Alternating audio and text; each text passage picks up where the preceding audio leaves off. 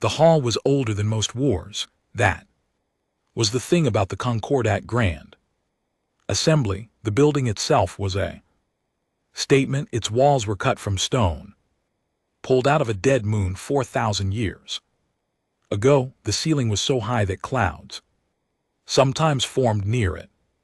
47 species had signed their names to the Concordat Treaty right here, in this hall under the ceiling, and then gone home and told their children and their children's children that peace was the most powerful thing in the universe. The hall had believed them for 4,000 years. The hall had been right. Ambassador Saravas arrived 12 minutes early, which was late by Concordat standards. The other delegations were already seated. The Drell occupied their tank, 8 of them ancient, slow-moving, their skin the color of deep water.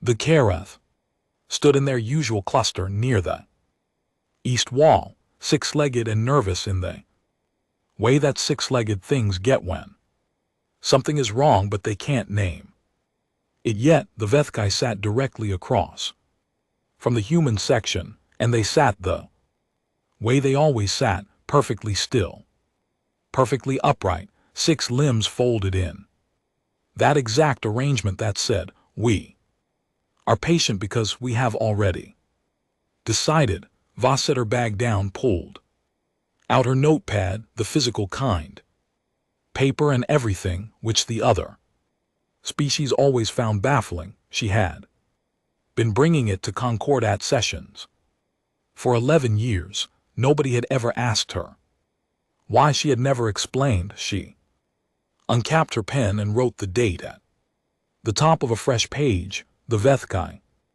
Ambassador Keithran rose. He was tall, even by Vethkai standards. His exoskeleton had been polished. This was a formal occasion, and he was dressed for it the way a blade is dressed. Edge first, he began to speak. The declaration took 14 minutes. It was, in purely technical terms, a masterpiece. Keithran had clearly spent months on it. Every phrase was airtight. Every legal reference was precise. He cited 42 Concordat statutes and managed to make every single one of them sound like they supported the Vethkai position, which was impressive because most of them didn't. His pacing was perfect. His voice never rose above a formal register. He listed human territorial violations, 3 of them, each one smaller than the last, each one presented as a catastrophic provocation. He described humanity's structural aggression toward Concordat, stability in language that was almost beautiful, and how empty it was. He concluded by formally and legally declaring the Vethkai Empire in a state of war with the human sovereignty. Then he sat down. The hall was quiet. Voss had been writing the whole time, not transcribing. She had a recorder for that. She was writing something else, her own notes. Her pen moved in small, efficient strokes around the hall. Things were happening that an untrained observer might have missed. The Drell, elder son of the deep current, had not moved since Keithran began speaking. This was not unusual. The Drell were slow creatures by nature, but the specific quality of his stillness had changed somewhere around minute 7. It was the stillness of a creature that has just remembered something old and bad. His aides were watching him and not the speaker, which meant they had noticed it too. The Karath cluster near the east wall had tightened. They did this when they were afraid. Their 6 legs drew closer together, their bodies compressing slightly, taking up less space. The Karath ambassador had not looked at the Vethkai delegation once. During the speech, he had been looking at the humans, the Marin, who were aquatic and communicated largely through Color shifts in their skin had gone a uniform gray. This was not a color that Marin used often, a Concordat linguist who had studied Marin chromatic language for 30 years would have identified it immediately. It was the color they turned when something could not be undone. Voss finished writing, capped her pen, every pair of eyes in the chamber, the biological ones, the mechanical ones, the ones that processed light and spectrums humans couldn't see. Turned to the human section. Catherine had delivered a declaration of war. Protocol required a response. The whole chamber understood this. The whole chamber was waiting to see what form human fear would take. Would they demand negotiation, invoke the concordats, conflict mediation clauses, appeal to the mutual protection statutes? Voss looked up.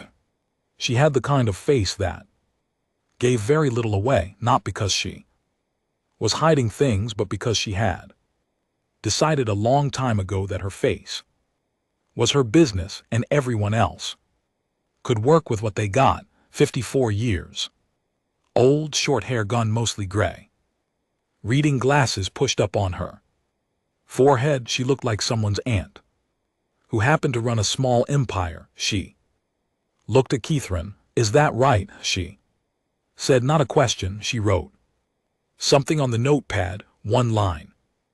Looked at it, nodded slightly like she was confirming something she'd already suspected. We'll need 72 hours to notify our civilians in Vethkai trade corridors, she said. Her voice was completely level. Standard evacuation protocol. Our people have family there. A few ongoing contracts will want to get everyone out clean.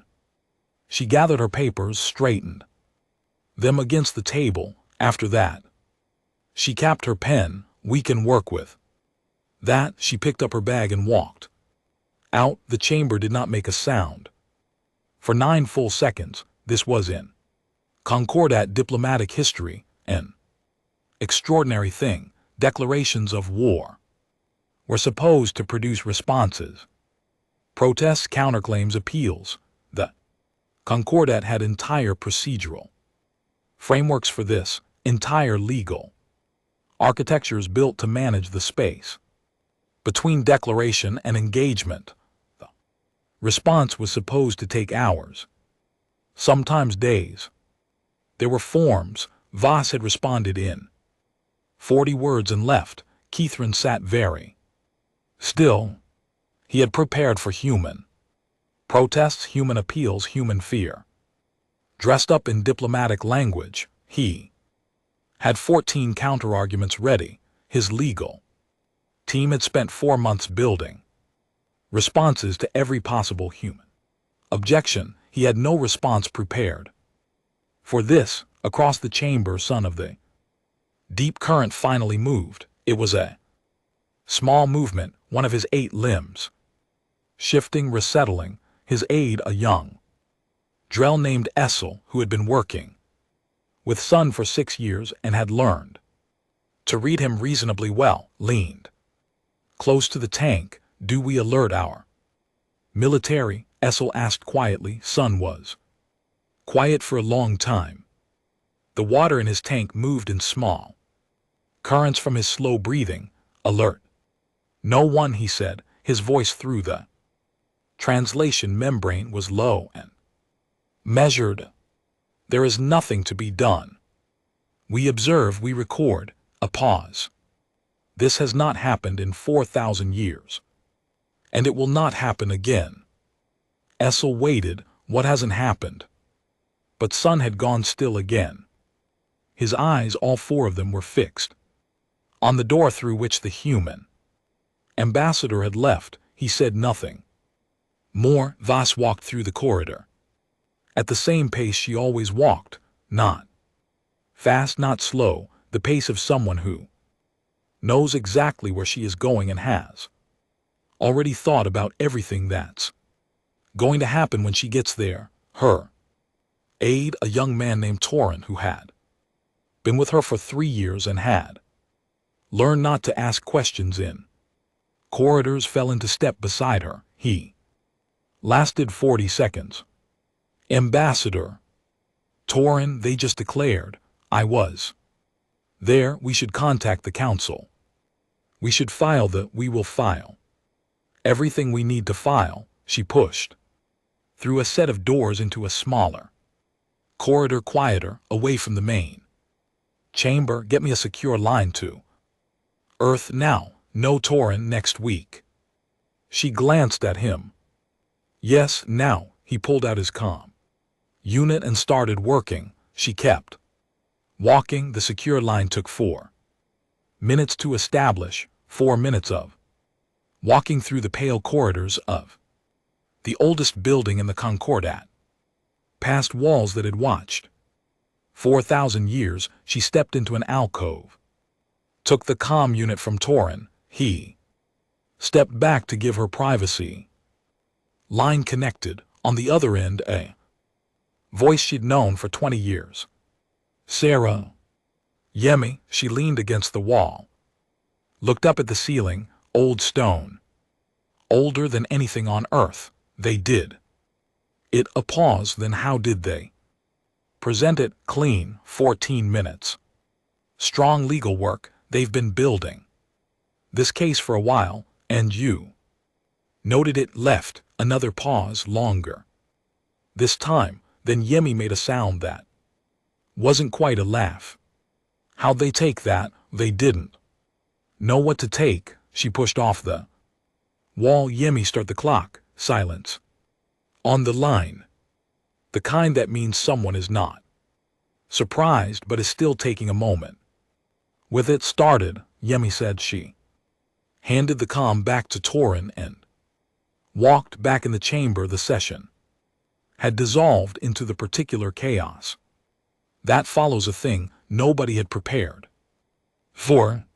The Karath ambassador had sent 17 messages to his home government in the space of 10 minutes. The content of these messages, had anyone translate them, would have been variations on the same essential question.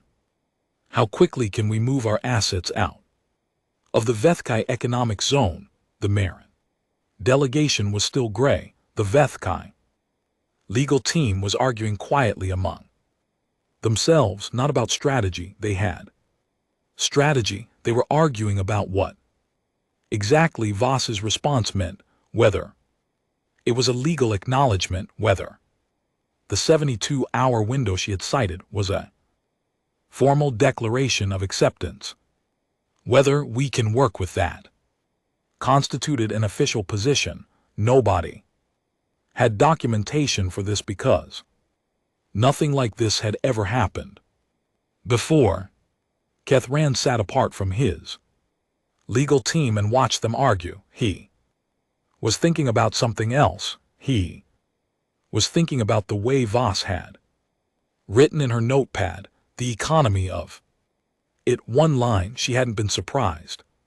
He had watched her face carefully during the declaration, looking for the thing he needed to see. The moment of fear, the moment of realization, the intake of breath that meant they understood what was coming. It never happened. He was good at reading species. He had spent 40 years reading them. He knew what fear looked like in 47 different biological configurations. He had not seen it on Voss's face. He told himself this meant she didn't understand yet, that the reality of war would clarify things, that when the First Fleet moved on their colonial systems and they saw what the Vethkai could do, the fear would come. He told himself this and almost believed it. The drill elder Sand did not return to his quarters that evening. He sat in his tank in the deliberation room alone. The lights low, the water temperature adjusted to his age. His aides had offered to stay. He had sent them away. He was thinking about a document, 300 years ago, when humanity had applied for Concordat membership. The membership review process required a full historical disclosure, everything: biology, culture, conflict history, resource management, territorial development. Every species that had ever joined the Concordat had gone through it. For most species, it was a formality. A few centuries of recorded history.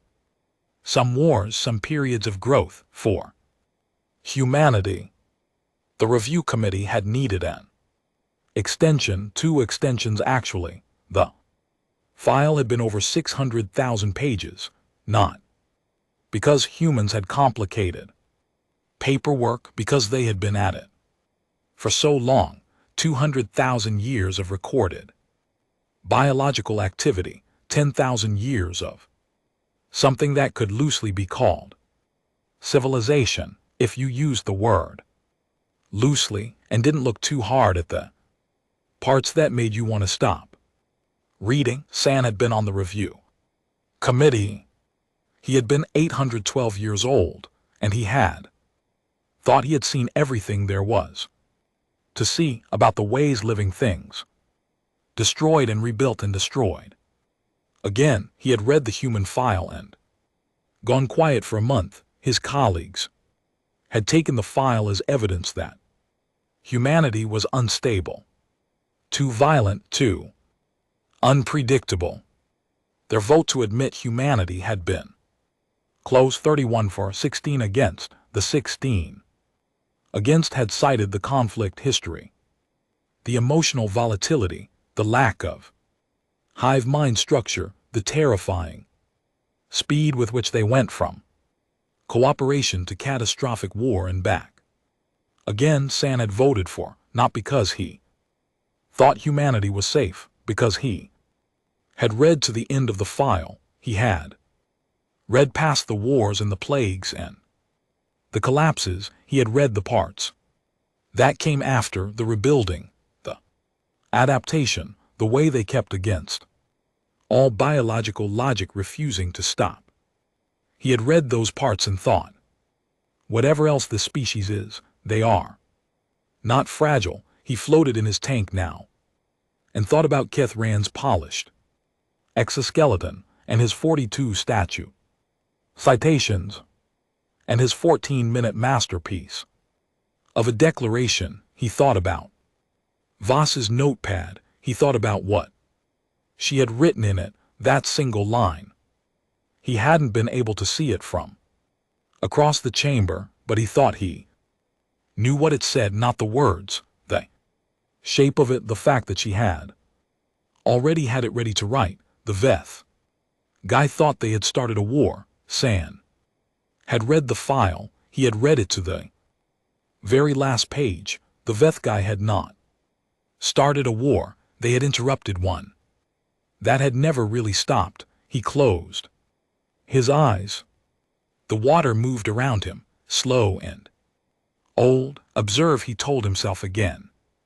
Record, there was nothing else to do.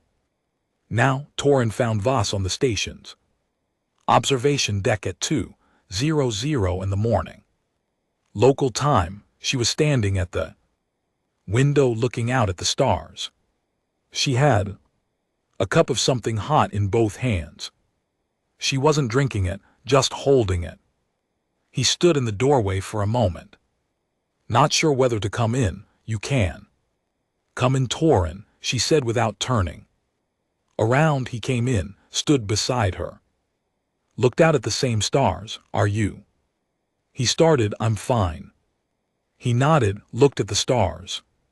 He was 28 years old, and this was the biggest thing that had happened in his career, and he was working hard not to let that show on his face. What happens now? He asked. Voss turned her cup in her hands. Now we give our people 72 hours to get clear, and after that she took a sip of her drink, set it down on the ledge by the window, looked out. She had a son's name written. She had written it there 8 years ago, and she had not crossed it out. and she was not going to think about that right now. After that, she said, "We work with it." She picked up her cup. Torin looked at her profile, the gray in her hair, the reading glasses still pushed up on her forehead even at 2:00.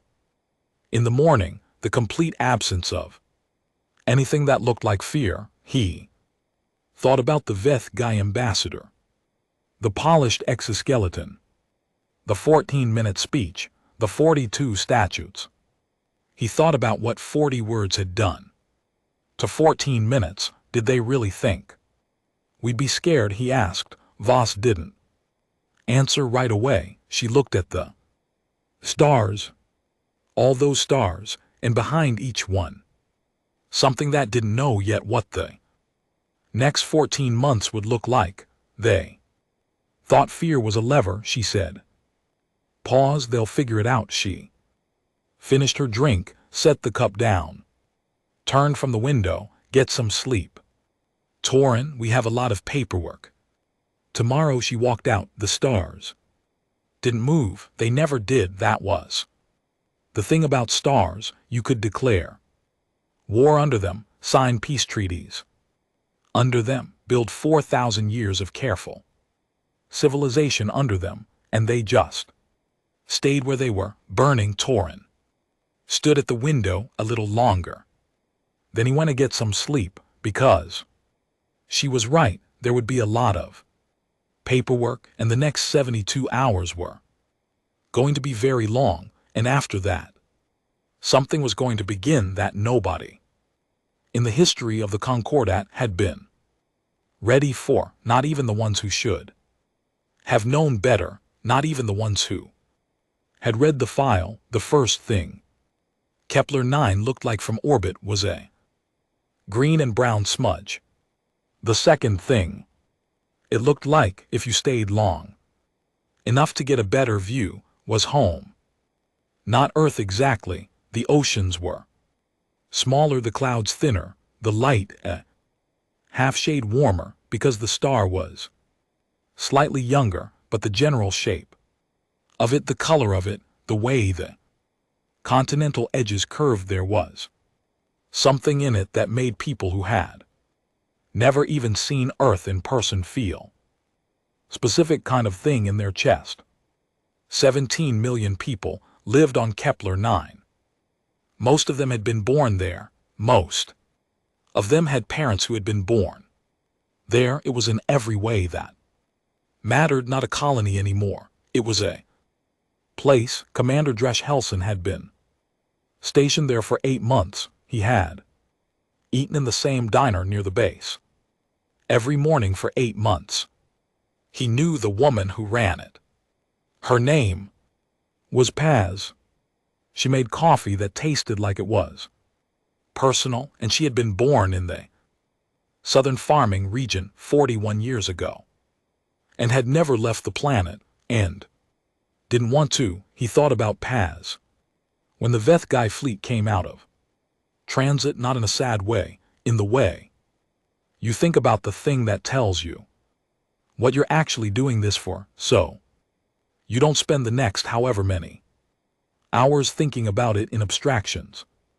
He was in the bunker, 800 meters below the base's main structure. The bunker smelled like recycled air and old coffee. His team was already at their stations, 12 people, all of them good, most of them young. Lieutenant Yara As was at the tactical display. She was 26, fast, and had a habit of updating her displays before anyone asked her to, which Helson appreciated in the specific way you appreciate something that saves your life. Veth Guy First Fleet, she said, transit complete, 43 ships. Formation is standard suppression. That tracks, Helson said. He pulled up the approach vectors on his own screen, studied them.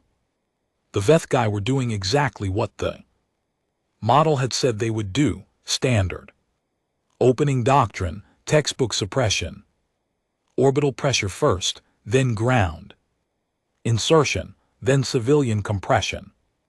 towards surrender zones. They had done this 17 times in the last 200 years. It worked every time, on every species. They had tried it on, that tracks, he said again, more quietly this time.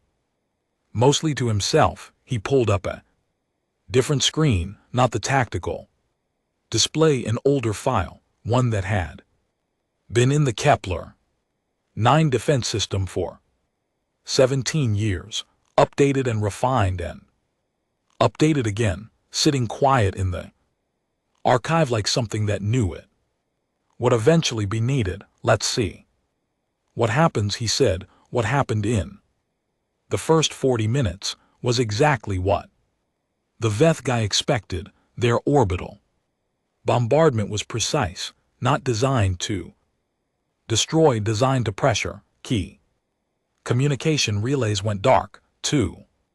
Power distribution hubs took controlled hits. The civilian population in the northern settlements started moving south, which was the direction the Veth guy wanted them to move. The ground insertion teams came down fast and clean. 6 landing points, all of them chosen according to Veth guy tactical doctrine. Flat terrain, defensible perimeter, close to population centers, but not too close.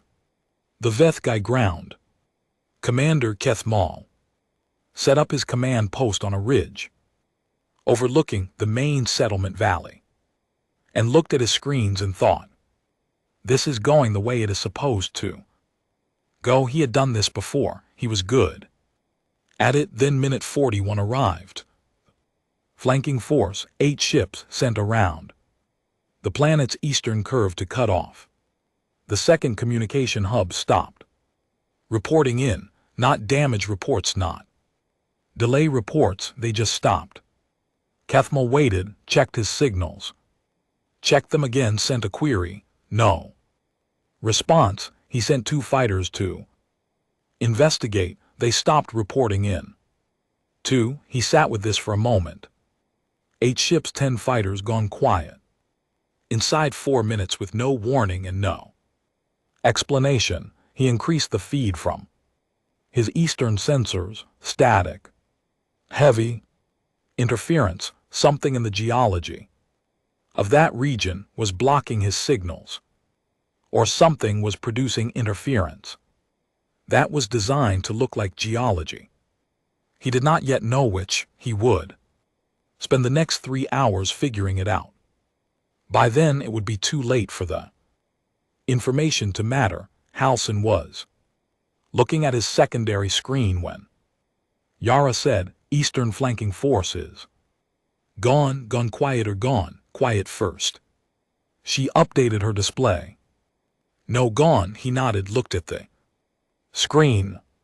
The flanking force had hit the first of the prepared zones. 17 years of patient, unglamorous work, tunnels and emplacements and power systems buried in the kind of terrain that most tactical models flagged as useless because it was difficult. Humans were good at difficult terrain.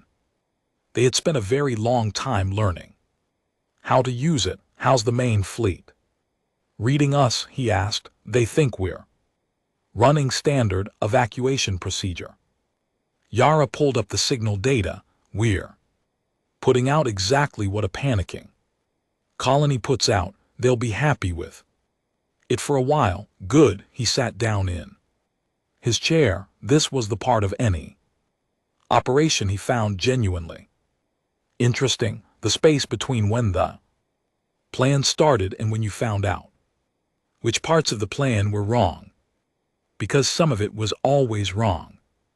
You built the plan knowing that, and you built the people knowing that, and then you let it run and watched what needed adjusting. He had a cup of cold coffee on the desk. He picked it up, realized it was cold, put it back down.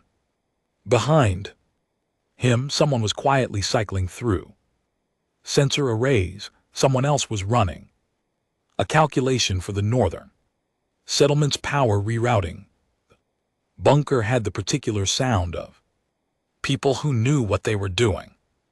Not loud, not frantic, focused. Yara updated her screen. Halcyon watched the numbers change. Huh, he said. Yara looked at him. Sorry. Sir, they're not retreating. She checked her display. The Vethkai main fleet, which had been sitting in high orbit running suppression, had shifted. Not pulling back, moving into a new formation, tighter, lower, the kind of arrangement that said, we're committing more, not less. They think they still have options, Halcyon said. A small pause. Do they? Yara asked. He thought about it. The honest answer was yes. Probably for another few hours. Vethkai fleet was large and their orbital advantage was real. The prepared zones had taken out their flanking force, but the main fleet hadn't committed ground troops to the eastern sectors yet. There were still moves available to them. He also knew that every move they made from here was going to get more expensive. For a while, he said, let them come to it themselves. He was quiet for a moment. He had been thinking about Yara all morning, not the way some people think about people. They're concerned about, not in circles, not with words. Halcyon was not built for circles.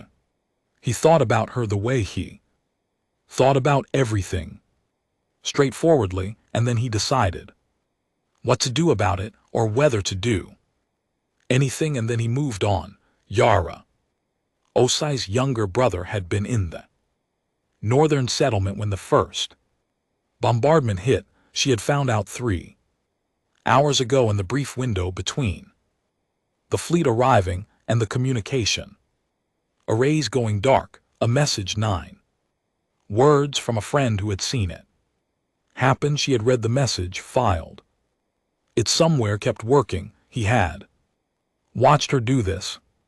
He had watched her update her displays and run her calculations and give her reports in the same clear, even voice she always used. She was doing what you do when you are a professional, and there is a job that still needs doing. You put the door in front of the thing and you keep it closed and you work. He stood up from his chair, walked past her station, put his hand on her shoulder for exactly 2 seconds, didn't say anything, removed his hand, kept walking. She kept working. This was all there was space for right now. Both of them understood that 6 hours after the Vethkai first fleet arrived in orbit, the engagement report looked like this: Eastern flanking force gone, 8 ships total loss, 10 fighters dispatched to investigate gone, ground insertion units in sectors 3 through 7 engaged and contained, sectors 1 and 2 Vethkai control maintained, civilian movement proceeding as directed by defense protocol, not by Vethkai pressure, a distinction that mattered enormously, and that the Vethka did not yet know. Kethmal was on his 4th command restructure of the day. He had redirected his remaining ground forces twice, pulled his orbital bombardment patterns back to avoid hitting his own units, and sent 3 increasingly urgent messages to Fleet Command asking for clarification on what was happening in the Eastern region. The Eastern region officially was classified as a communications dead zone. Due to geological interference, this was true the same way it was true that trap is a kind of room. He was a good commander. He had been doing this for 60 years. He knew when an engagement was going the way it was supposed to go, and he knew when it wasn't. This wasn't. He could not understand why. The colony had a garrison of 12,000 troops, standard defense deployment for a Tier 3 species colony of this size. He had 230,000 ground troops and air support and orbital fire. The math was not complicated, and yet his forces in sectors 3 through 7 were not advancing. They weren't being pushed back. Humans in those sectors weren't trying to push them back, which was a different problem. They were just stopped, contained. His units could not move forward through those sectors without hitting something. Not a wall, not a line of troops. Something different every time. Terrain that should have been clear was not clear. Approaches that his maps said were open were not open. His maps were 17 years old. He didn't know that. He found out at hour 7 when one of his intelligence units managed to pull local geologic survey data, and the survey was dated 2 years ago, and it looked nothing like what his maps showed.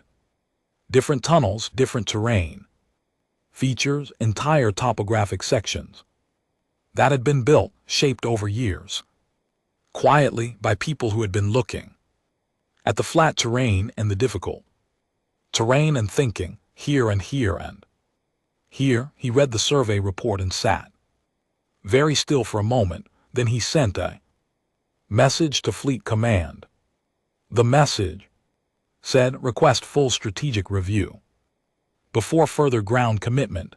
This was in the polite language of Vethka military communication, the equivalent of something is wrong and I don't know what it is yet. Halcyon surfaced at hour 8. He came up through the bunker's secondary exit and stood outside in the late afternoon light of Kepler 9.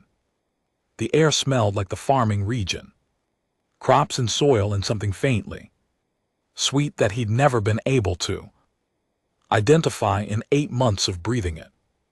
Above him, the Vethkai flagship was still in orbit. He couldn't see it with the naked eye, but he knew it was there. He'd been watching its position all day.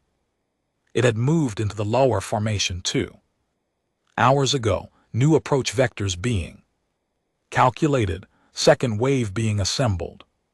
They still thought they had options. He looked at the sky. The star was getting low in the west, turning the clouds reddish-orange. That was different from any sunset he'd seen on Earth or Mars. Kepler 9 had its own colors for everything. He thought about Paz and her coffee. He hoped she'd gotten south in time. The evacuation routes had been running since hour 1, and the model said 94% movement success rate for the southern farming region. 94 was good. It was also not 100. He knew better than to do the calculation on what the other 6% added up to. His comm unit chirped Yara's voice. Second wave is forming up, sir. They're going to hit the western sectors. I see it. He was already pulling up his screen. How are our units in the western prep zones? Ready. Good. He looked at the sky one more time. The flagship somewhere up there behind the orange clouds, building a plan with wrong maps, and a fleet that had just lost 40% of its flanking capacity. They think this is going to be different, he said. Yara was quiet for a moment on the comm. Then, is it? He thought about the 17 years of work sitting in the western terrain, the people who had done it, most of them never expecting to see it used, doing it anyway, because that was the thing about humans. They prepared for things they hoped would never happen, and they prepared carefully, and they prepared as if they expected the worst possible version of whatever was coming, because usually they were right. No, he said, it's not going to be different. He went back down. The second wave hit the western sectors at hour 9. It went poorly for the Vethkai, not the same way as the eastern sectors. Different Terrain, different architecture. Different problems for them to run into. But the result was the same, forward. Movement stalled, units contained. Losses climbing. A pattern that didn't match any engagement model they had built for a Tier 3 species because their engagement models were built on the assumption that Tier 3 species defended their territory the way Tier 3 species defended their territory. Nobody had written a model for a species that had been planning this particular scenario for 17 years. By hour 12, the Vethkai First Fleet had pulled back to high orbit, not retreating, reassessing. There was a difference technically. The difference was getting harder to maintain. Keth Mal sent another message to Fleet Command, this one longer, this one asking for additional strategic assets and a full intelligence review of the colony's defense architecture. Fleet Command responded with a question. How is this possible? Keth Mal looked at the question for a long time. He wrote back, I don't know yet. He had never sent that message before in 60 years of military service. He sent it now because it was the truth. And because he was a good commander, and good commanders sent the truth even when the truth was embarrassing. Above the planet the fleet waited. Below the planet, in a bunker that smelled like old coffee and recycled air, Halcyon was writing his own report. It was a dry document full of numbers and grid references and time codes. At the end of it, in the section labeled Times Personal Notes, which was technically optional, he wrote one line. They thought we prepared for this because we knew they were coming. We didn't. We prepared for this because we always prepare. We've been doing it longer than they've been a civilization. He read it back, considered deleting it, left it in, saved the file. Above him, Kepler 9 sky was going dark. The Vethkai flagship was up there, running new calculations on wrong maps, looking for the options it still believed it had. The flagship would be there in the morning, so would Halcyon. The difference was only one of them had been planning for that. 3 months into the war, the Vethkai changed strategy. This was not unusual. Changing strategy was what intelligent species did when the first strategy wasn't working. The Vethkai were intelligent. They looked at Kepler 9 and at the engagement reports and at the losses that didn't match any model they had, and they made a decision. They stopped trying to take ground. Instead, they went after the lines, not people, not planets, supply chains, communication relays, trade corridors, the long quiet threads that connected space together, the freighters moving food, the relays carrying data, the logistics routes that kept distant colonies in contact with the inner systems. Pull those threads and the whole network started to fall apart. No food to the outer colonies, no communication to the military, no resupply to the garrisons. Civilization without its infrastructure was a civilization that started to crack, and once it started cracking, it cracked fast. The Vethkai had used the strategy before. Not often. It was slow, expensive, not as clean as direct engagement, but it worked. It had worked on the Karith, the Marin, and 3 other species whose names were now listed in the Concordat's historical records as times assimilated. The Vethkai admiral who designed the new strategy was named Vethron. She had studied those historical cases for 20 years. She knew the exact pressure points. She knew how long a Tier 3 civilization could maintain stability under Infrastructure pressure before the cracks appeared. She knew all of this. What she did not know was that she was working from a model that had been built for species that built infrastructure. The way you build a house. 1. Structure central stable, designed to last and to be defended. Humans built infrastructure the way they had once built campfires. Scattered, redundant, overlapping 50 ways to do the same thing. Because the first 49 had been taken away at various points, and they had learned in the specific way that things learn when the lesson costs enough not to rely on a single flame.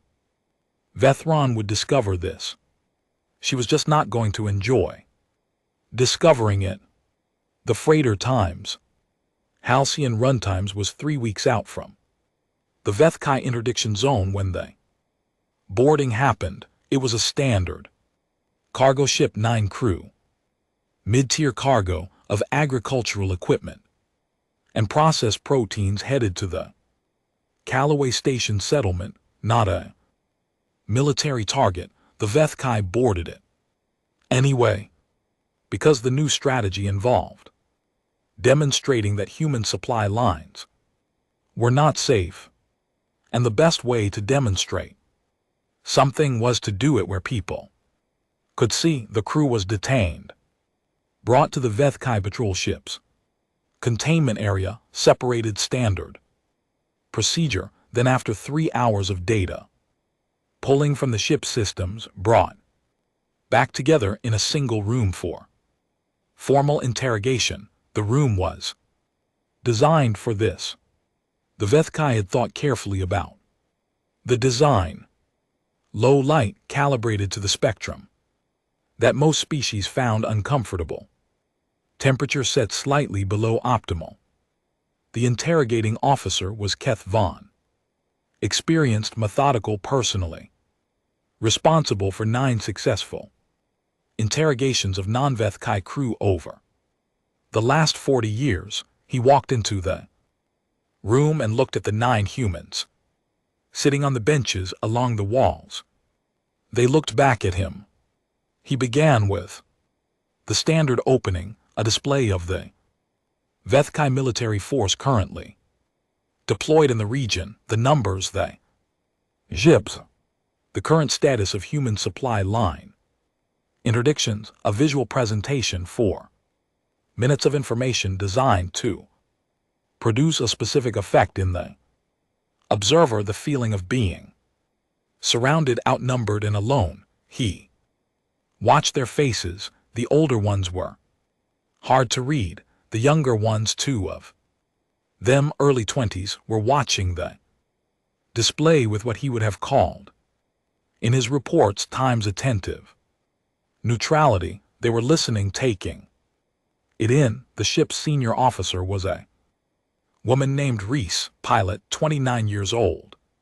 She sat slightly apart from the others, elbows on her knees, watching the display with the calm expression of someone sitting through a presentation they've seen before. He finished the display. "You understand your position," he said through the translation unit. Reese looked at him.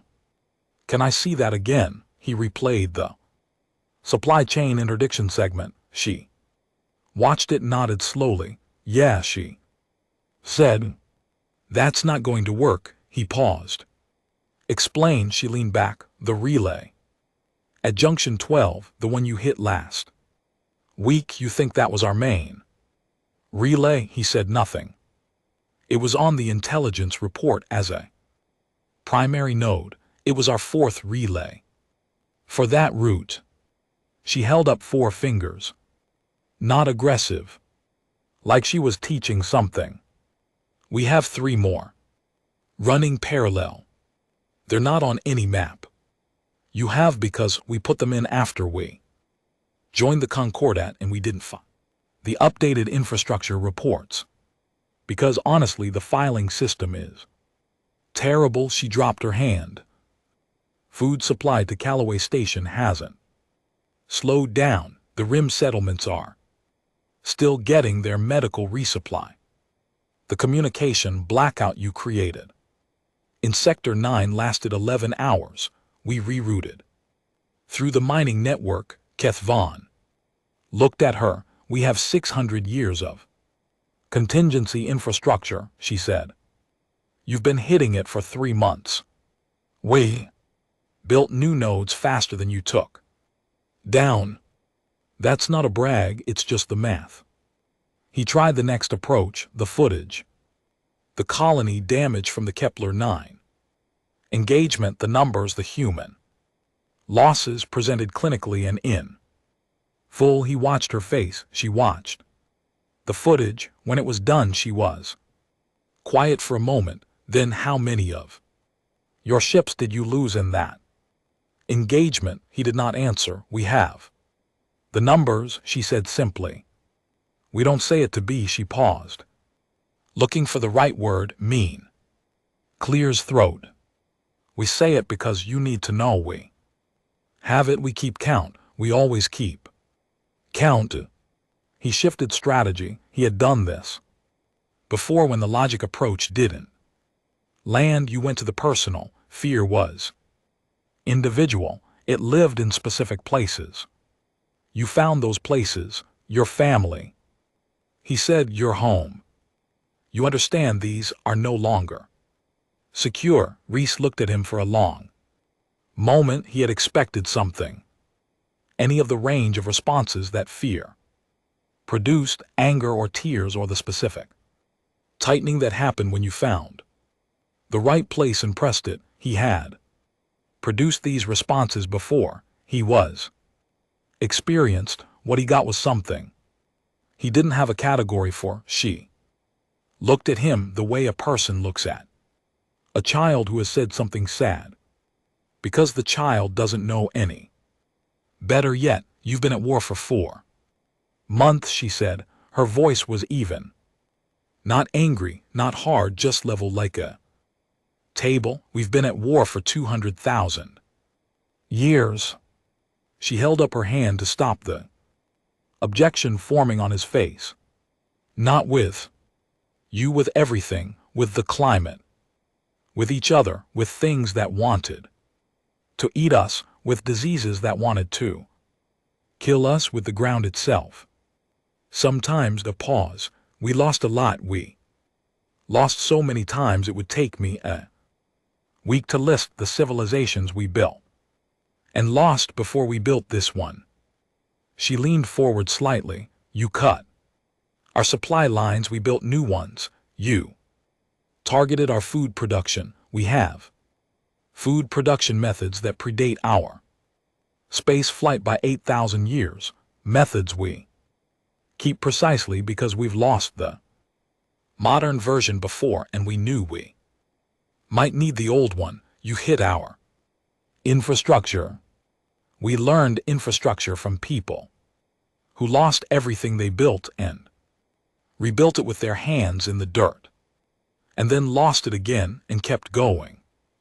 She was quiet for a second. Then, this is Tuesday for us. The recording of that interrogation was sent to the VETH Chi Intelligence Division, then to the Strategic Analysis Team, then to Fleet Command, then to the Supreme Commander's office. At each level someone flagged it. At each level someone added a note asking, is she telling the truth? The Intelligence Division ran it through deception analysis, 17 different markers, voice stress, micro-expression, linguistic pattern. They came back with a result that took 3 analysts a full day to finalize because none of them wanted to be the one to write it down.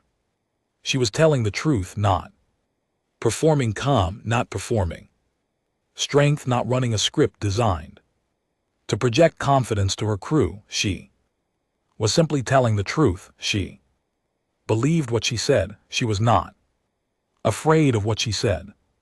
She had said it the way you say something that is obvious. This is Tuesday for us. The senior analyst, Vethkai named Keth Soul, who had been running deception analysis for 30 years.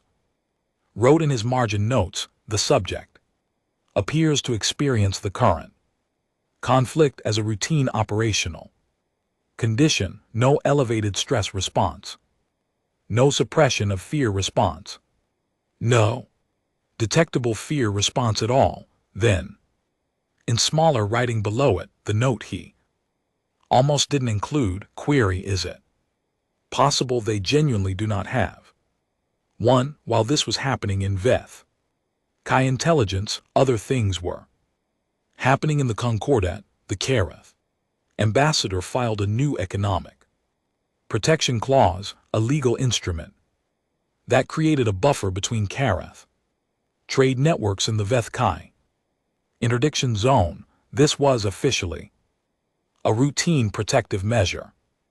Unofficially, it was the Kareth moving their hands away from something they didn't want to be holding when it went off. The Drell suspended their trading agreements with 3 species whose territory was adjacent to Veth Kai space.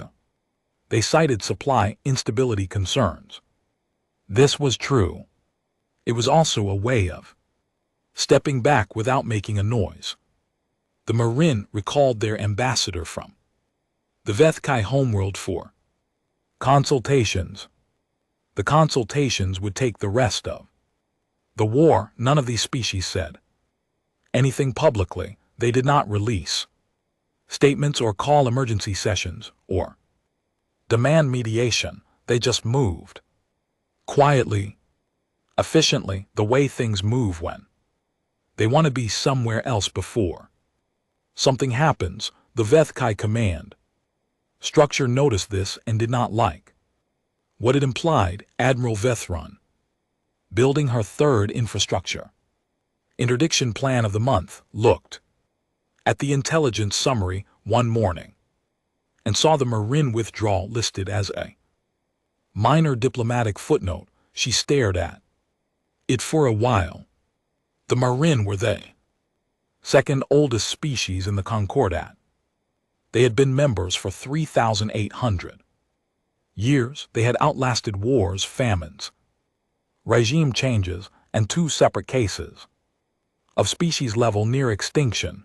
The Marin did not panic. If the Marin were moving away from something, what they were moving away from was worth moving away from. She filed a strategic review request that afternoon, phrased it carefully, did not include the Marin information because she didn't know how to include it without it sounding like she was recommending caution, and recommending caution was something she had never done in her career and didn't know how to do without it looking like something worse.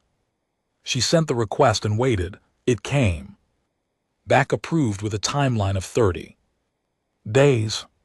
She looked at the 30-day timeline and thought about the Marin. Then she started writing a much more urgent request that would take her 2 more weeks to find the language for. Helson was back on Kepler 9 when the Callaway station report came in. The Times Halcyon Runtime's crew had been released. Standard prisoner exchange worked out through the neutral Concordat mediation channel that still technically existed, because even in a war both sides occasionally had practical reasons to use the infrastructure they had. The crew came back with their ship intact and their report full. He read Reese's interrogation summary in his office. Read it twice, then he sat with it for a while. He had been in the belt growing up. Not a great place for resources, but an extraordinary place for learning what happens when a system runs dry. Food, water, air. He had learned before he was 10 that you did not have one plan. You had a plan and a backup and a backup for the backup, and you knew which parts of each plan were worth dying for and which parts you could let go. He had thought this was just a belt thing. Poverty thing, a specific place in time. And circumstance thing, he had gotten older and read more history and realized. It was not a belt thing, it was a human thing. His people had been losing things and rebuilding them for so long that redundancy wasn't even a strategy anymore, it was just how they thought. When the Vethkai hit a relay station, somebody somewhere had already built the next one. Not because they knew the Vethkai specifically were coming, but because they knew something was always coming, and when something came, you needed the next one ready. He thought about the Vethkai admiral somewhere in her command ship, looking at supply chain maps that showed human infrastructure going down and expecting the lights to follow. He genuinely felt something for her, not sympathy. Exactly, more like the feeling you get when someone tries something that almost works. His comm unit chirped. Yara, she had been back on full duty for 6 weeks. She had not talked about her brother. He had not asked. There was nothing to ask. The grief was hers to carry, and she was carrying it in the only way any of them knew how, by not putting it down until the job was done. Sector 9 relay is back up, she said. Which number? 5, he nodded. Good, flag it as 6. On the official systems, a pause. We only have 5 for now, he said. He could hear her almost smile through the comm. Yes, sir. He looked at the Reese report again. This is Tuesday for us. He thought about writing something in his own report. Something about what it meant that a cargo pilot on a routine run could sit down in an enemy interrogation room and say that. Not because she had been trained to say it, not because it was a script, because it was true and she knew it was true, and the knowing of it had settled into her bones somewhere so deep and so early that it didn't feel like courage anymore. It just felt like a fact. He opened his report file. In the personal note section at the bottom, he wrote, "They thought fear was a lever. They've been pulling it for 3 months. I don't think they figured out yet that we used up all our fear a long time ago. There wasn't anything left to pull." He saved the file. Outside, Kepler 9 was in its evening cycle. The sky was doing the orange-red thing again. Paus's diner was back open. She had made it out. Come back after the first phase of the engagement. Looked at the building that had taken some structural damage in a near hit. Looked at the kitchen and started cleaning up and made coffee for 17 people in Helson's unit before anyone had even asked. He had told her she didn't have to reopen so fast. She had looked at him the way Reese had looked at the Vethkai interrogator, not unkind. Just, this is the thing that's true. I've got food and people are hungry, she said. What else is there to figure out? He hadn't had an answer for that. He still didn't. Above the planet, the Vethkai fleet was changing formation again. New plan, new strategy. 3rd or 4th time now, each one a little more careful than the last, each one a little more aware of what it didn't know. They were learning. The problem was they were learning at the speed of discovery, finding out what didn't work by trying it. Humans had already done that part. They had done it for 200,000 years, and the lesson was already in them, and it wasn't going anywhere. Tuesday, just another Tuesday. Supreme Commander Veth Sol had never lost a war. This was not an empty statement. He was 190 cycles old. He had served in the Vethkai military.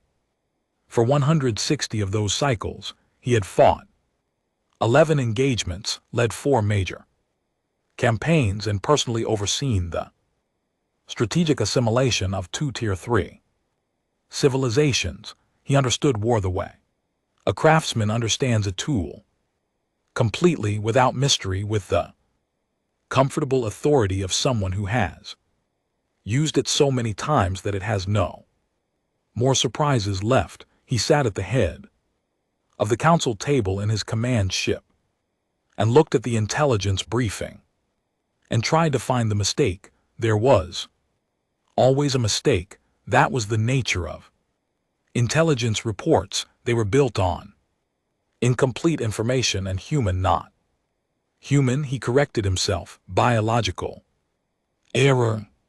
When an engagement went wrong, you found the mistake in the intelligence, corrected it, built a new model. He had been looking for the mistake for 9 months. He had found several small ones. The maps of Kepler 9 were outdated. That was a mistake. The assessment of human civilian compliance rate was too high. That was a mistake. The logistics model had underestimated human redundancy by a significant margin. That was a mistake.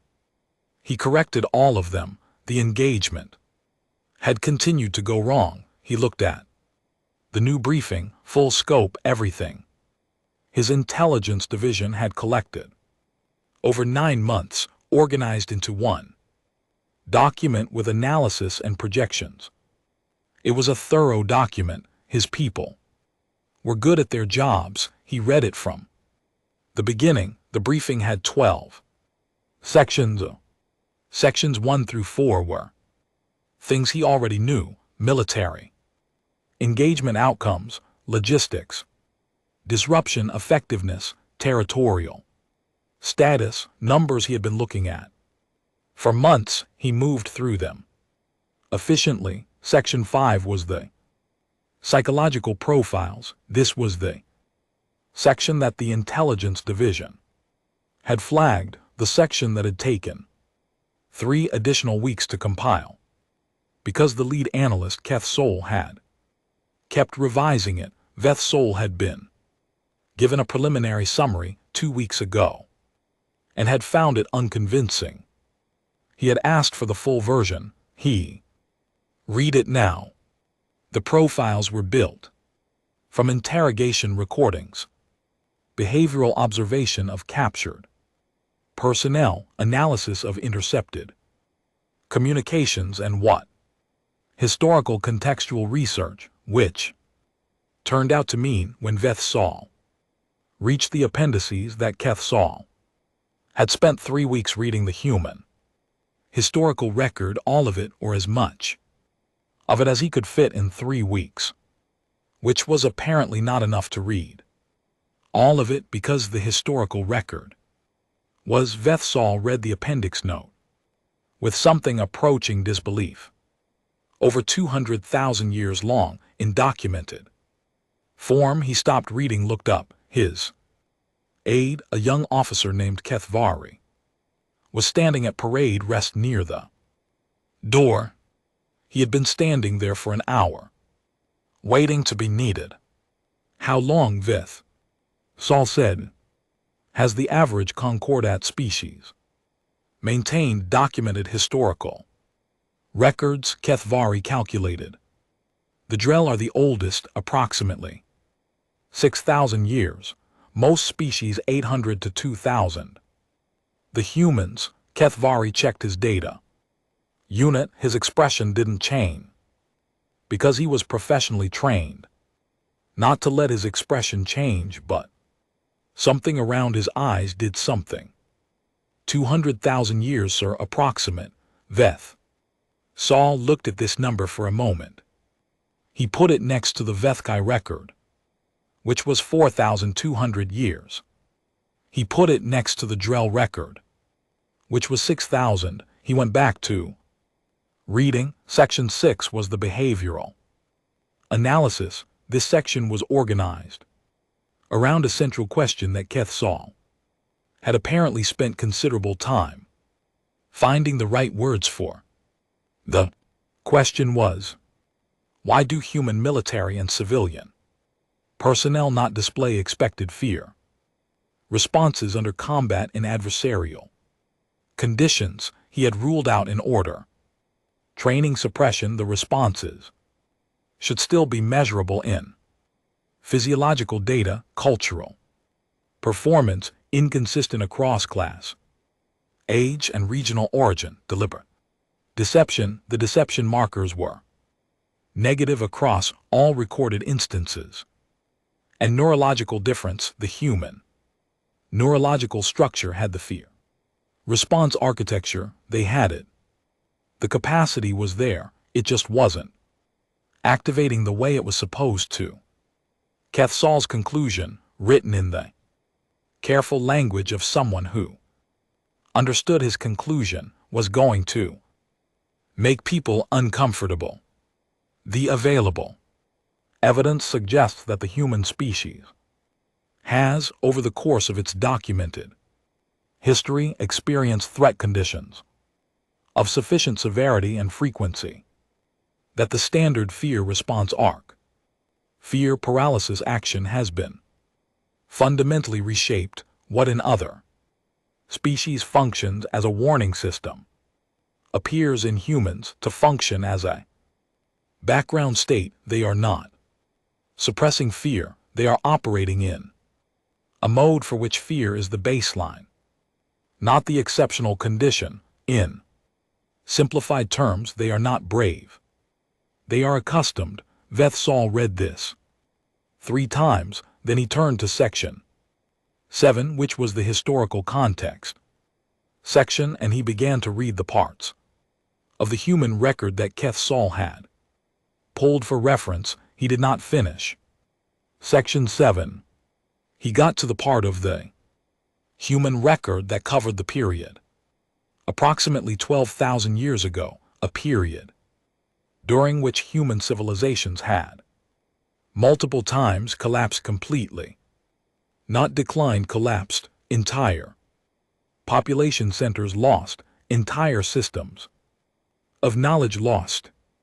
The survivors, small groups scattered, stripped of everything, had not died out. They had rebuilt not once, multiple times, each collapse different, each rebuild different, each generation that came out of a collapse learning the same lesson in a new way. This is what it looks like when everything goes. Now, build it again. He put the document down. His hands, he noticed, were very still on the table. He had not moved them in some time. He called a single chamber council, just him and his 6 senior generals, no aides. The room sealed. He looked at them, 6 of the finest military minds in Vethkai history, people who had built careers on understanding adversaries, on finding the weakness, the pressure point, the lever. He said, "Why don't they flinch?" The room was quiet. General Kethmal, who had commanded the Kepler 9 engagement and had been living with his own version of this question for 9 months, shifted slightly in his seat. General Vethran, who had run the infrastructure interdiction, looked at the table. Nobody answered immediately. Kethsal let the silence sit. He was good at silence. He used it as a tool the way other commanders used force. Most things, given enough silence, eventually said what they were really saying because they are old. Kethmal said quietly, like he wasn't sure he was supposed to say it. Kethsal looked at him. "I've been reading the pre-space flight record," Kethmal said, "since Kepler 9, trying to understand what I ran into." He paused. "They are old, not as a species. A lot of species are old. In a different way. They've been through enough that the worst things that can happen to them have already happened to them many times in many forms." He stopped. "We tried to use the thread of loss as a lever, but they've already lost many times. They lost things we don't have words for, and then they rebuilt." A silence. Vethran said, I ran the infrastructure model. I ran it correctly by every metric, a tier 3. Civilization should have been showing supply chain stress within 45 days of sustained interdiction. At 90 days we should have seen communication breakdowns, military supply problems, civilian unrest. She paused. None of that happened. My model was correct. My data was correct. She looked at the table. My model was built for a civilization that had built its infrastructure once and expected it to last. She said it like it cost her something. They've built theirs many times. They didn't think about infrastructure the way I was modeling it. To them it's... She stopped. Disposable. Vethsal offered. Redundant, she said. On purpose, intentionally redundant to a degree. I don't think we have a category for. They don't have backup systems. They have. She gestured with 2 of her limbs, which for a Vethkai was a significant display of frustration, of philosophy about systems, about how everything can break. And so you build as if it will. Another silence. A younger general, Keth now, who had been quiet until now, said, there is something else. Everyone looked at him. He was younger than they others. He had not been in command long enough to have the same experience, but he had, it turned out, been doing his own reading. They choose to be here, he said, their personnel, military and civilian both. It's not a conscription system. They volunteer. The colony at Kepler 9, the civilians who stayed to support the defense operation, they stayed by choice. The ship crew that was boarded, they were civilians on a cargo run in an active war zone. They chose to run the route. He paused. I read the transcript of the interrogation. The pilot, she wasn't angry at us. She wasn't afraid. She was patient, as if she was explaining something obvious to someone who had never heard it before. He looked at his hands. They choose this. All of it, every time. And I don't understand why, but I know. It is not strategy, and it is not propaganda, and it is not something we can design a counter model for, because you can't counter a thing that comes from inside a person. The room was quiet. Vethsal sat at the head of the table and looked at his generals, the finest military minds in Vethkai history. He did not speak for 11 minutes. His aides, watching the feed from outside the sealed room, recorded this. They had been with him for years. They had never seen him silent for more than 2 minutes in a council session. 11 minutes. When he finally spoke, he used a word that made 2 of his generals flinch. Kid foul, the old word. The mythological one. The word for the terror specific to encountering a thing that should not exist but does. We did not start a war, Vethsal said. Nobody asked him to explain. They already understood. They had spent 9 months learning to understand it. One failed engagement model at a time. We interrupted something, he said, something that was already in motion, has always been in motion. We stepped in front of it and expected it to stop. Because we stepped in front of it. Because everything we have ever stepped in front of has stopped. He looked at the briefing document on the table. They didn't even look down. The message to the human ambassador was sent from Veth Saul's personal comm channel, not fleet command, not diplomatic corps. Him. This was not protocol. It was the kind of deviation that happened when a person had read enough of a document to know that protocol was not going to be useful Any more, he requested contact with Ambassador Sarah Voss. The response came. Back in 4 minutes, the communication channel opened. Voss was at a desk. There was food in front of her. She appeared to have been eating a meal. She finished a bite before she spoke. Set her fork down. He noticed this. He noticed everything now in the specific way that you notice things when you're looking for the data point you missed. She had not rushed to the communication. She had finished eating. First, it was the most ordinary thing he had ever seen a war opponent do. Ambassador, he said, Supreme Commander. Her voice through the translation unit was even. The reading glasses were on her face, this time not pushed up on her forehead. This is unexpected. I have questions. He said, I imagine you do. She settled back in her chair, not tense, not nervous, comfortable the way you get comfortable when you've been right about something for a long time and are not surprised to be right. What would you like to know? He thought about all the questions he had. He had been making a list in his head.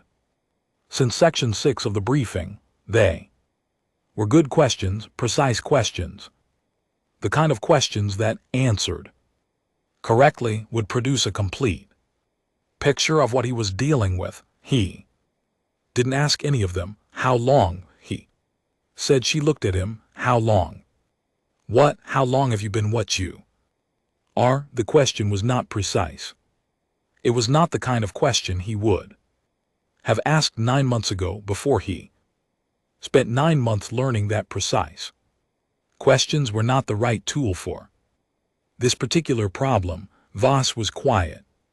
For a moment, she was thinking about the question. He realized, actually thinking about it, not preparing a diplomatic response, thinking, that depends on what you think we are, she said. He didn't answer.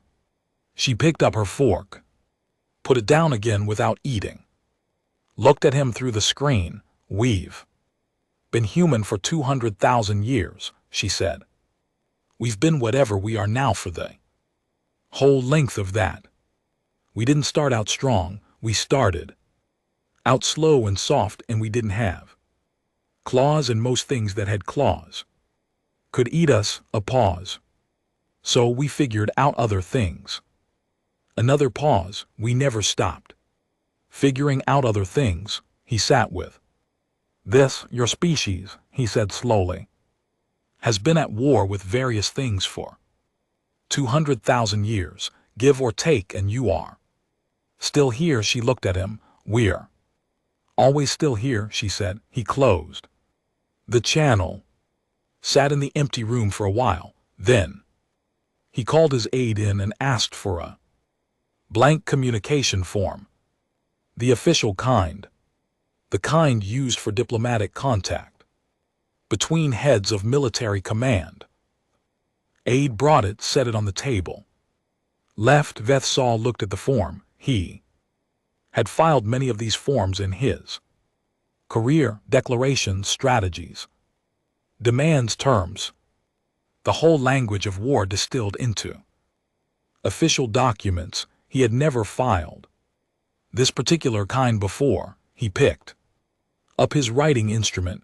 At the top of the form he wrote, request for formal diplomatic communication addressed to Ambassador Sarah Voss, human sovereignty. Then he sat there and thought about what to write in the body of the form, thought about it for a long time. The room was very quiet. Outside, his fleet moved in its formations, waiting for orders that were slower in coming than they had ever been. He thought about the word times Keth Voss. He thought about 200,000 years. He thought about a cargo pilot finishing a bite of food before she answered a question. He thought about a woman finishing a bite of food before she answered a call from a supreme commander. He wrote, we wish To discuss terms, he looked at what he had written. He had never written those words before. Not in 160 cycles of service, not once. He signed the form, sealed it. Outside his window. The stars were where they had always been, the same stars the humans had been looking at for 200,000 years, building things and losing them and building them again, getting back up, making coffee, filing paperwork, choosing, always choosing to come back. He sent the form, then he sat in the quiet and waited. He had never done that before either. He was learning. The station where the negotiations happened was called Neutral Point 7. It was not a beautiful station. It was not supposed to be. It was functional. Clean corridors, standard atmosphere. Large meeting hall that had been used for Concordat diplomatic functions for 300 years. The walls were the color of nothing in particular. The furniture was designed to accommodate 12 different species body types without being perfectly comfortable for any of them, which was considered appropriate for a neutral location. Comfort implied preference, neutral. Point 7 preferred nothing, 41. Concordat species had observer delegations on the station. They had all found reasons to be here: trade, conferences, policy reviews, research, symposiums. The official agendas were long and real and completely beside the point. What they were here for was this: the chance to watch. The Vethkai delegation arrived 2 hours early. This was deliberate. The lead negotiator, a senior diplomat named Keth Paul, who had 40 years of experience ending conflicts, had decided that arriving early projected composure, control, a demonstration that they were not rattled. Keth Paul spent the 2 hours reviewing his preparation. He had been working on it for 3 weeks in parallel with the ceasefire that had been brokered through the Concordat mediation channel. 3 weeks of research into human historical peace negotiations. Terms they had accepted, terms they had rejected. The range of demands a victorious human sovereignty might be expected to make. Territory was the historical primary. In 41 documented instances of human post-war negotiation, territorial adjustment was requested 38 times. Resource rights 33 times. Political restructuring 22 times. Financial reparations all 41 times.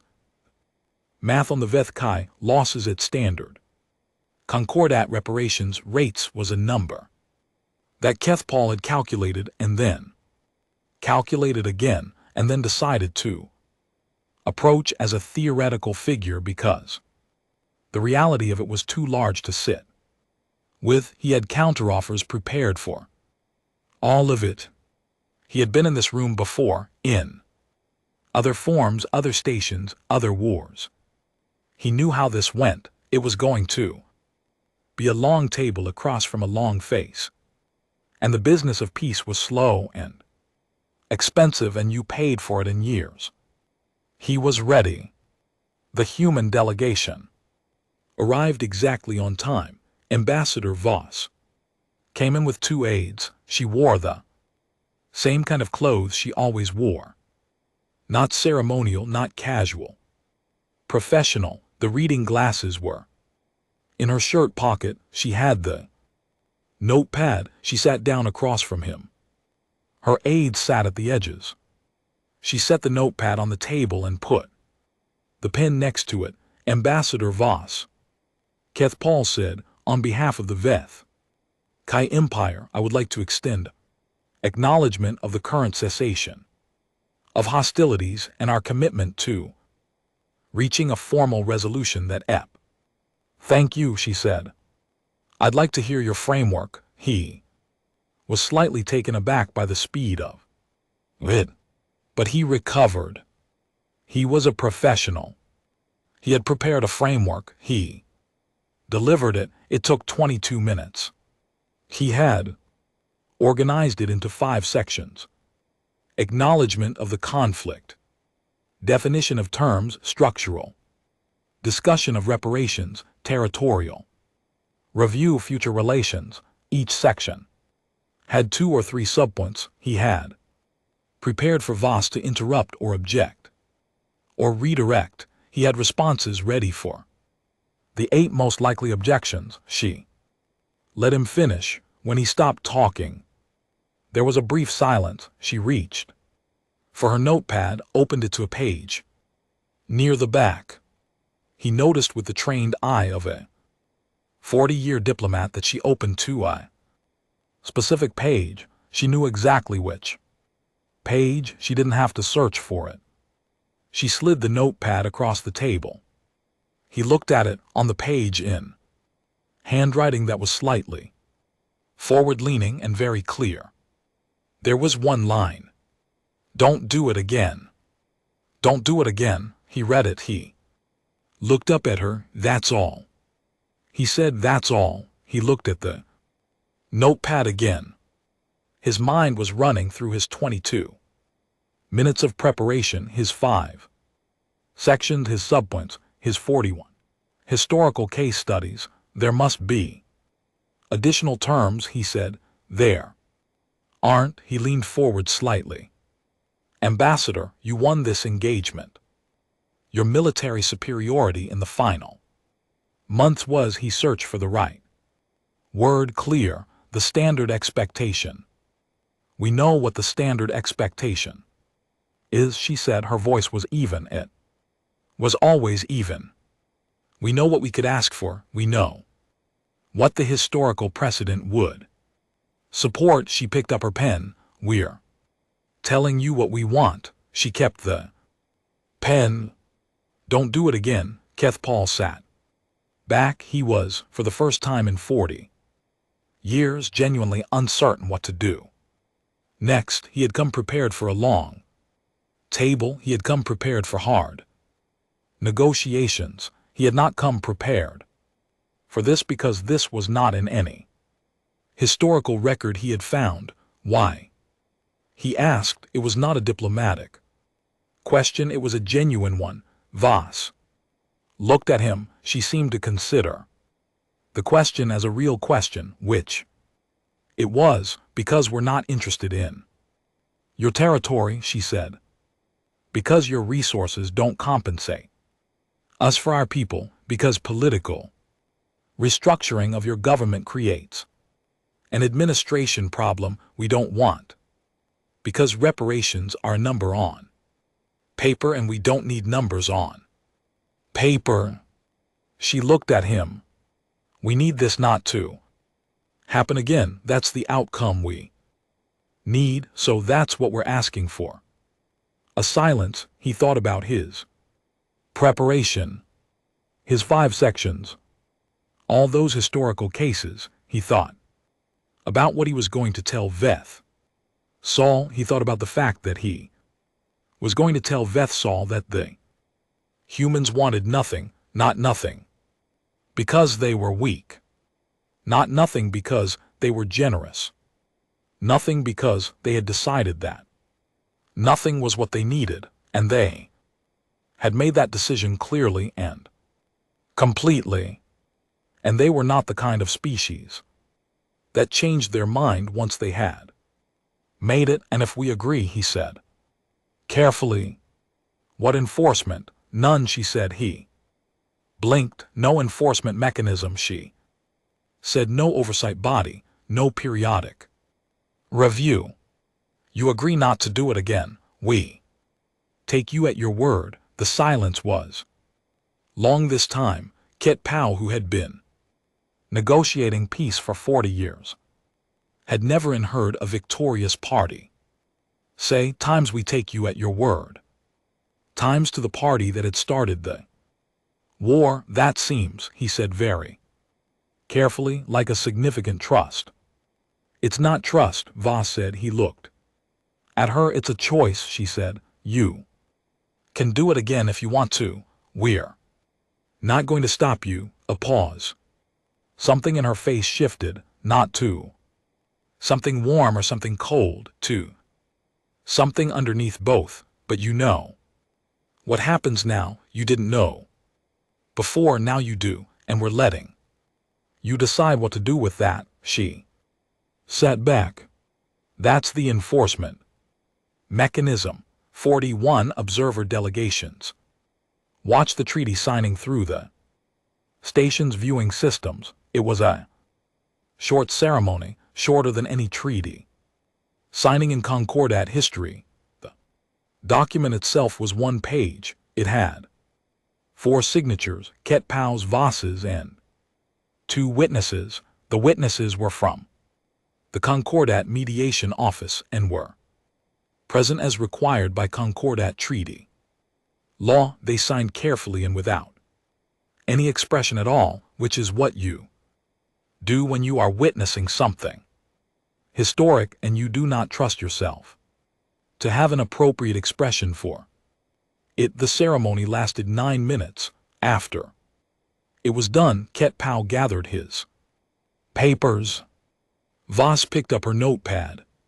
They exchanged the formal Concordat diplomatic closing, which was a specific hand gesture that had not changed in 4,000 years. Then they left. The Drell elder son was watching from the observer section. He was not the oldest delegate on the station. The Marin ambassador, who had returned from her consultations specifically for this event, was older by 200 years, but Sun had been on the Concordat Membership Review Committee. He had read the human file.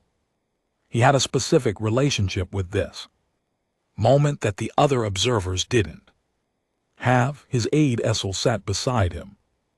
They watched the ceremony, watched Voss slide the notepad across the table, watched Ketpau read it, watched the silence that followed. 1 line, Essel said quietly. Sun said nothing. After a 14-month war, all that preparation. 1 line. The treaty was signed. The room began to empty.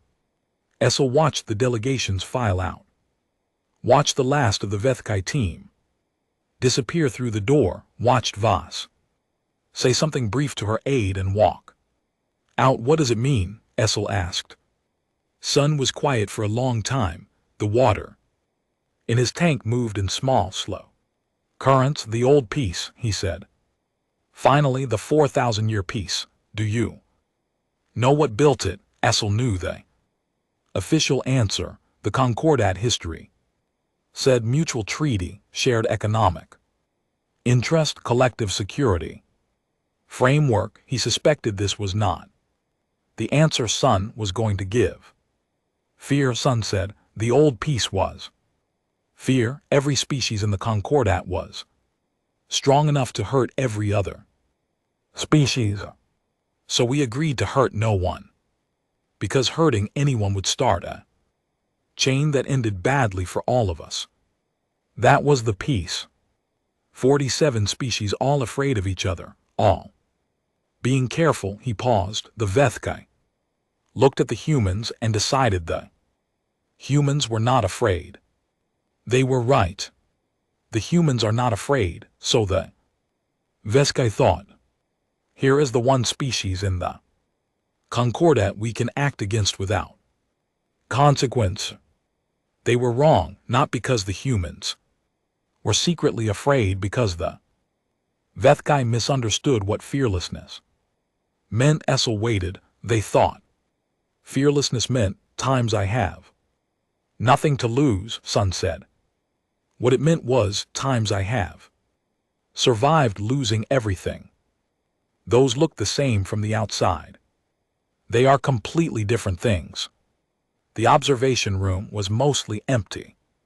Now, the station's normal hum filled the space. What is the new piece built on?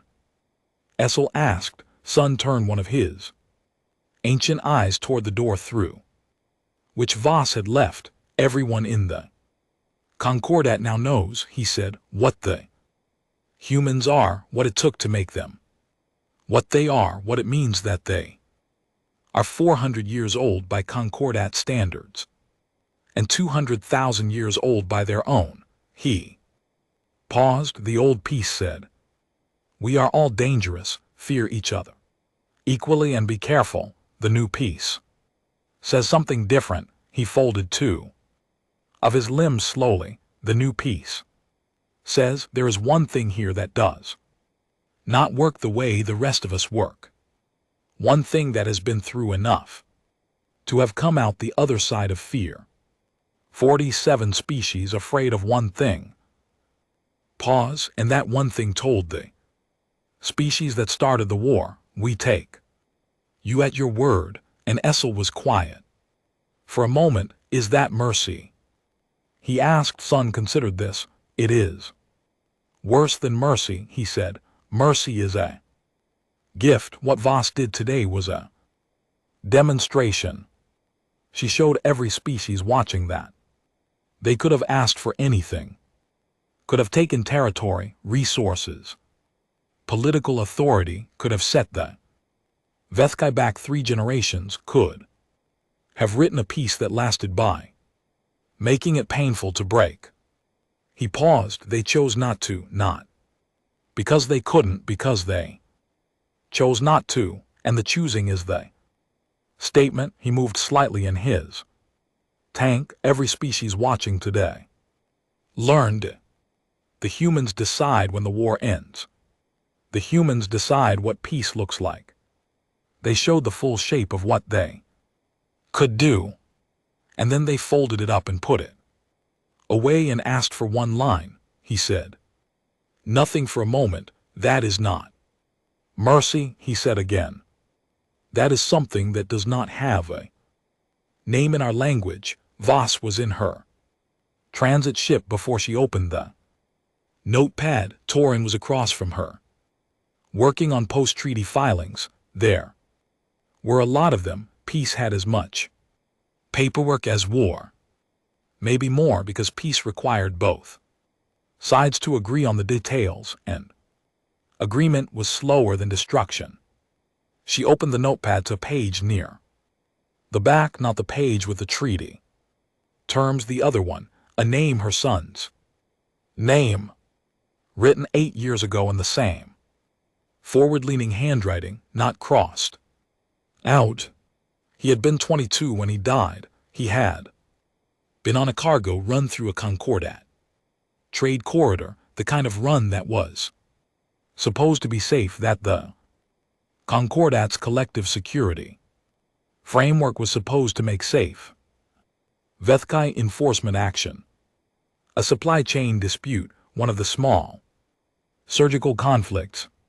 The Vethkai had been running for 200 years. She had never used this, never named it in any official communication, never allowed it to be part of any argument, never let it into any room where it might be seen as the thing that was driving her, because it was not the thing that was driving her.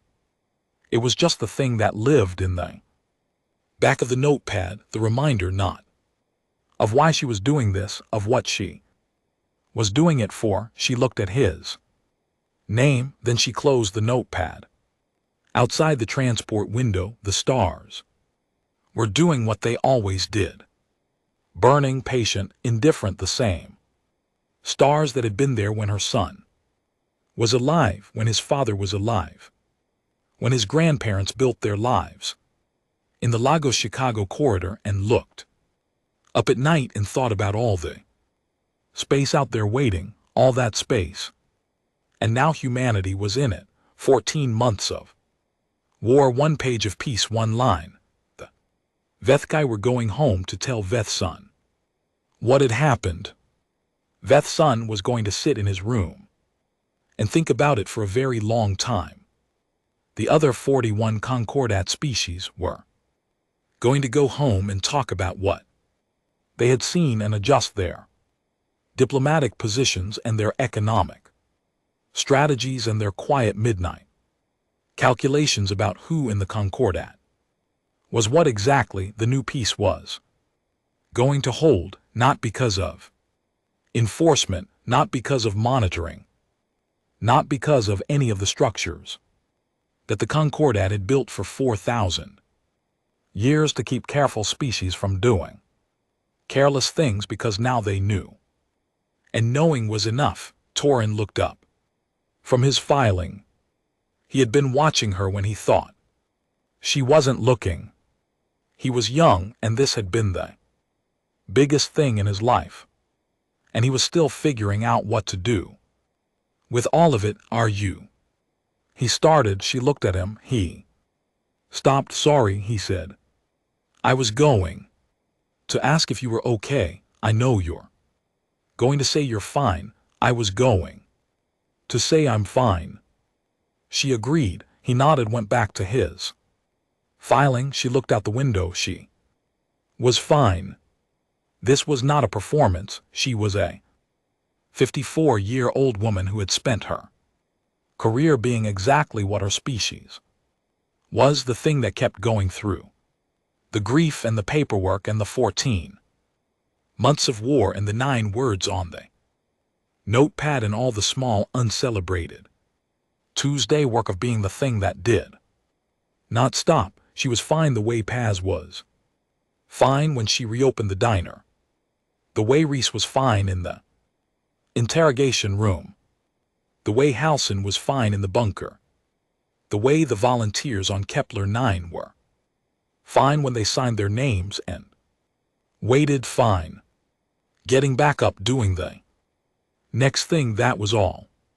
That was the whole secret. There was no secret. The stars burned outside the window. The new peace held. The humans went home. They would be back. They were always back. That was the one thing you could count on. The one thing every species in the Concordat now understood completely. The one thing that did not require enforcement or oversight or a monitoring body or anything at all except the knowing of it. Don't do it again. They'll still be here. They're always still here.